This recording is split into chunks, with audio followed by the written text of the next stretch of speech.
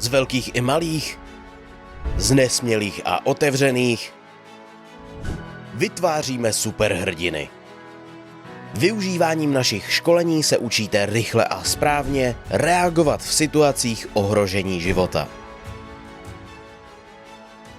Používáním technologie virtuální reality vytváříme realistické podmínky, protože pouze skrze zkušenosti lze zpevnit znalosti a dovednosti. Virtuální realita vás i v malém prostoru přenese do potenciálních míst událostí, zvuky automobilů, klaxony, městský ruch. S využitím VR brýlí provádíme školení v požární ochraně a první pomoci pro zaměstnance, Safety Day pro firmy, školy a instituce. První pomoc ve virtuální realitě pro studenty. Akce První pomoc.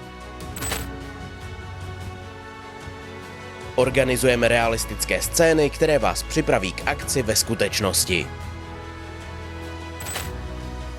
Pomáháme vzdělávat, uvědomovat si a zlepšovat image našich partnerů.